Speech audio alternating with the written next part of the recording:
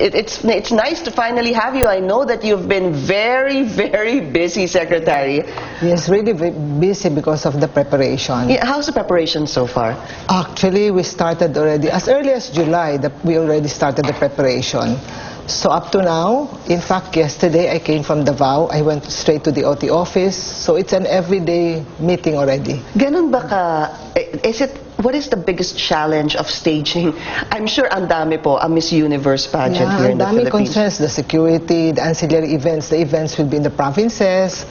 And then, of course, yung mga logistics, ang dami talagang concern. Even the visa of the candidates, the arrivals of the candidates. Like Miss China, when she came over, medyo hindi siya nakapasok because yung visa may problema. So, also we have to make sure na may mga visa sila when they come. And that's under your department, pati yung mga handling of their visas. And even the equipments. Siyempre, yung customs, they will be taxed. Yeah. So, we have to work on that also. Ang dami talaga. Oo nga, no, parang kami, on our point of view, we're just going to look at, okay, kailan ang event, saan ang event, kailan dadating ang mga candidates, but that's something that people want to know. Yeah. Dumating na po yung ibang candidates recently at umalis na po. Yes. Okay, kailan dadating yung mga candidates? Some will, I think 2 or 3 will be arriving on the 7th, but the bulk will be on the 13th.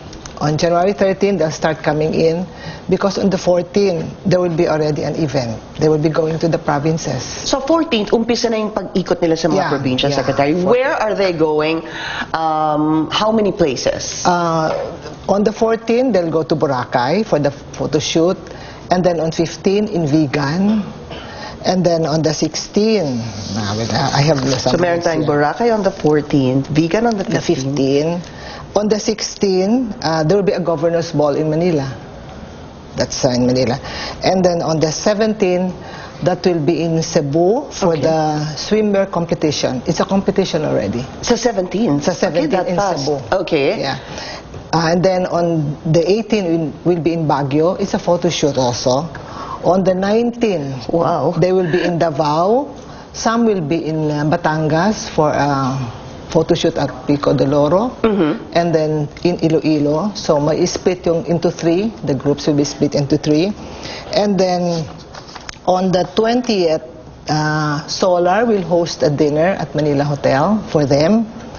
On the 21 will be a brand fashion show at SMX.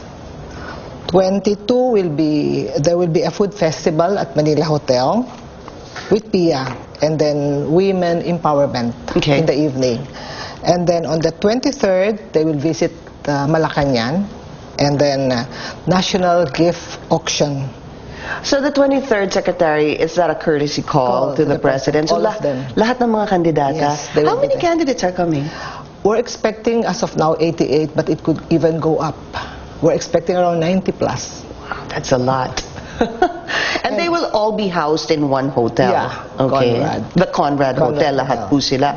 But just like any pageant, Secretary, paano ba yun? Kung let's stick to 88, magkakaroon na yan ng preliminary, hindi ba? Tapos mga 10 minutes, 15 minutes into the pageant, they will be cut already. Actually, on the 24th is the National Costume Festival.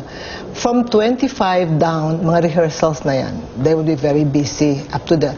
And then on the 29 will be a dress rehearsal at SMX. And then the 30th is the pageant itself. At 8 o'clock in the morning. I was just going to ask you have to be there at 5 o'clock for the red carpet. Well,